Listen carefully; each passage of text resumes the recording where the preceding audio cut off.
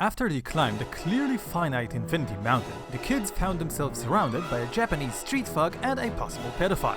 They were under orders from Digimon, a most heinous character. I'm sorry, I'm gonna break the intro for a second because heinous is way too big of a word for Mr. Gogglehead's scribble map.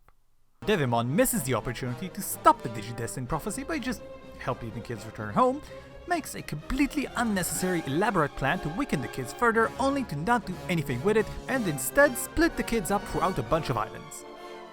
Yeah, they're gonna be fine.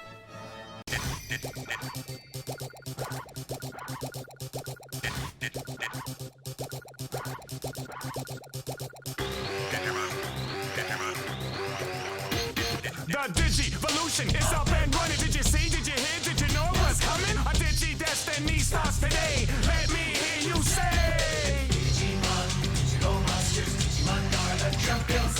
Digimon, digital monsters, Digimon are the champions. With Digi-Will and Digivice in hand, there's a Digi-Dynamic force in Digiland. When the Digi-Past and Digi-Present collide, time to Digi-Side.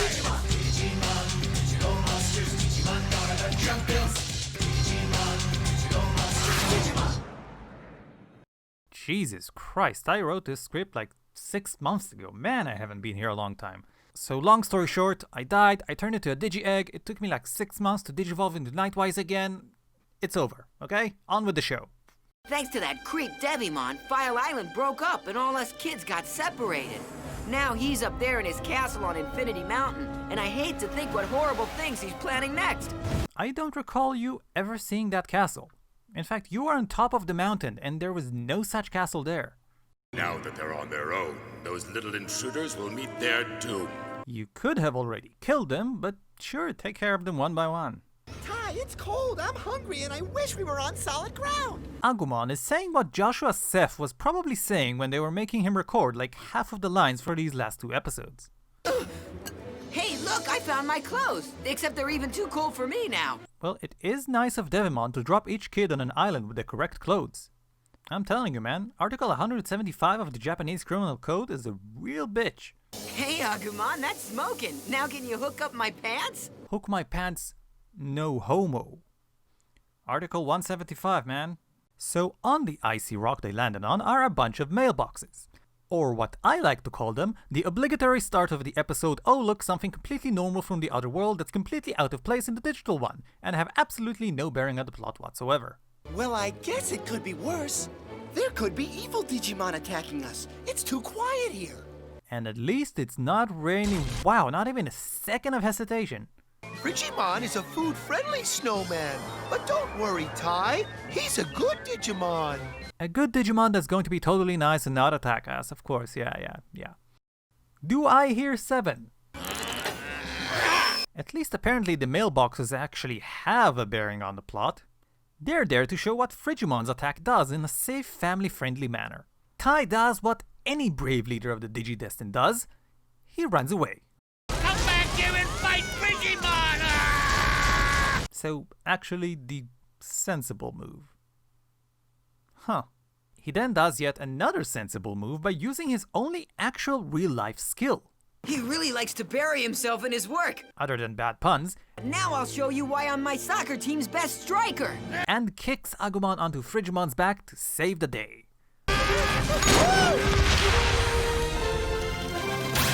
But will they be able to find their friends? Will Tai get man of the match for that sick kick? Oh wait, we're actually only halfway through the episode. Frigimon comes to his senses, conveniently tells them he saw Matt and Gabumon land on a nearby island, and even more conveniently helps them get there by slowly creating an ice bridge to the other island, which is actually a clever idea. Using Digimon moves in clever and practical ways. Huh. These kids need to hire Frigimon full time. He's got some brains in that snowball head of his. What if the ice breaks while we're out there? We could be Seedramon bait. All right, we get it. Quit shaking up the whole island. Man, does everybody in the digital world always have to be so noisy? Tai, how is your glass house still in one piece?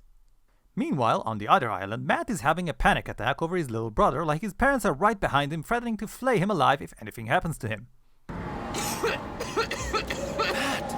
Where are you? They find a cave with a conveniently gathered pile of dry wood. Matt is adamant at continuing the search despite sounding like he's developing tuberculosis. I feel fine! Sit down. But ultimately Gabumon convinces him to warm up by the fire while he goes out to search instead. Which of course he's actually going to do because he's Matt. He's the cool guy who actually occasionally thinks before he oh god, Matt is turning into Tai. TK! Like one of them wasn't enough. All the while, the others are continuing with their ice bridge strategy. Hey, did I ever tell you about the party I went to that the Numamon crashed? Now that's a party no one will forget. There is no way in hell there was just one party the Numamon crashed. Oh, Matt'll be so disappointed. Oh, Matt! What are you doing out? So yeah, Matt is almost dead and Gabumon takes off his fur?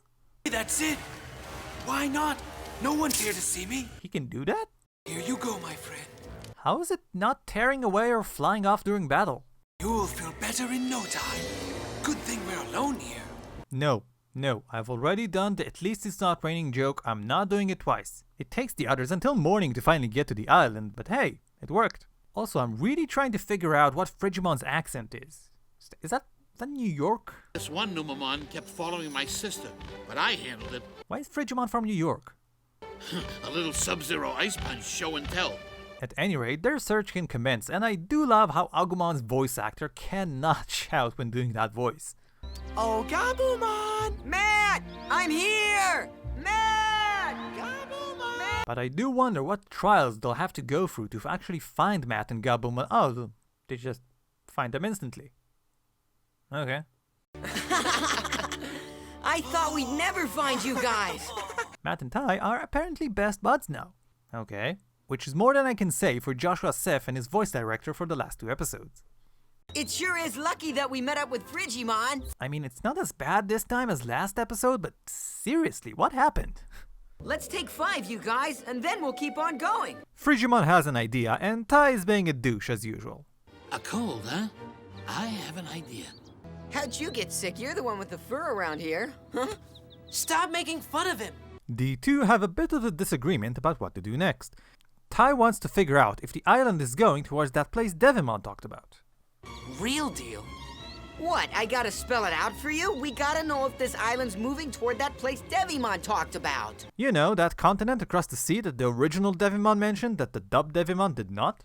So Dub Tai shouldn't even know anything about it? Yeah, that place. Matt gets real peeved about this, as he wants to find their friends first. So peeved, in fact, that he repeats the same running animation 3 times with increased speed each time.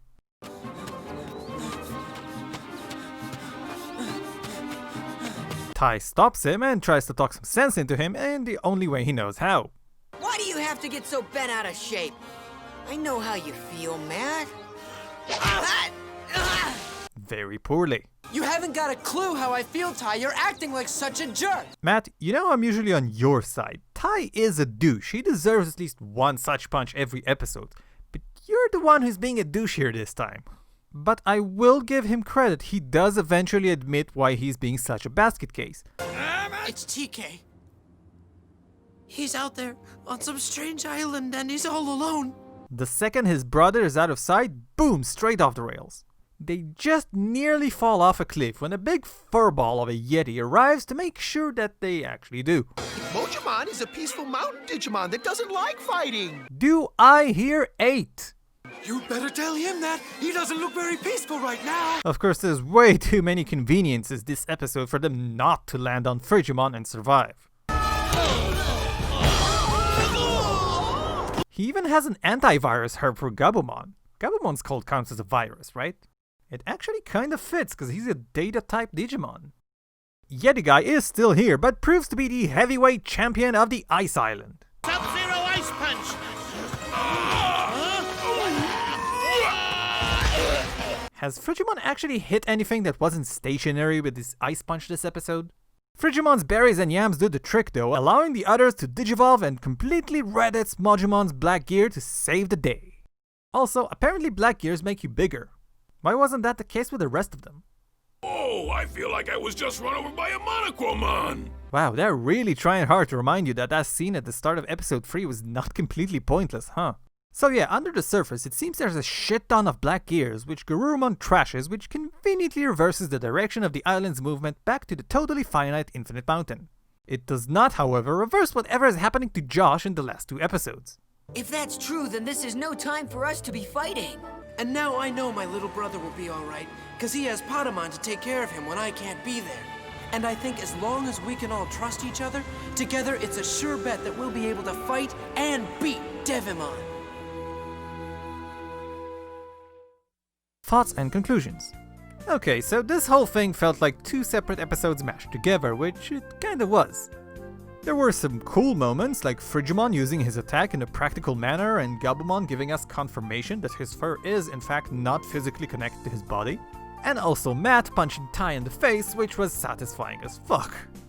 Speaking of Matt, he goes batshit loony in this episode, which seems a bit out of character, though we have seen that the only things that steer any kind of emotional reaction from him is anything to do with his brother and Tai being a douche. Both of which this episode had a plenty. Honestly, you'd think Tai would be able to emphasize more with how Matt is feeling to begin with, considering he has his own little 8th Digidestined sister. But at least the two managed to mend their differences and will be friends from here on out and totally not have penis measuring contests all the way to the end of the season. Right? We also see for the first time that the Black Gear can physically alter a Digimon, which was not present in any of the previous instances, which is a tad inconsistent, but we'll let it slide. So yeah, overall there were a bunch of interesting things, but it felt a bit rushed and cramped because it's basically 2 episodes in one. Tidbits and changes. There are a few notable changes. There are of course these silent shots that are livened up by new dialogue, mainly the opening shot of Devimon's castle and Frigimon's stories. The fun fact is that they intentionally made him sound like Frosty the Snowman. And yeah, I'm sure 90s kids got the reference. Actually, do they? Is Frosty the Snowman a thing in the US? Cause personally, I never even knew he existed until I did the research for this episode. The most notable edit of the episode is Matt and Tai's fight scene. The dub only has the first fist that Matt gives Tai, but they actually exchange quite a few more blows before they start rolling uncontrollably down the hill.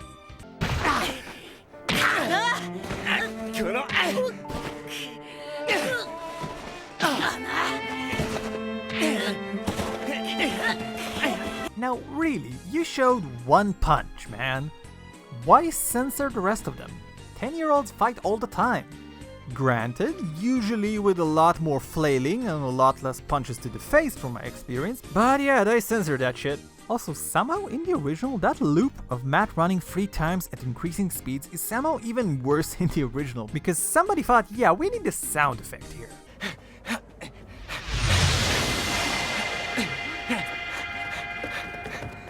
In that scene where Garurumon blasts all those black gears, he remarks in the original that they were separating Matt from his little brother. How did he know that? And finally, that last shot of them standing looking at the distance where Matt is like, yeah, I'm sure Patamon will take care of TK. Silence and music in the dub.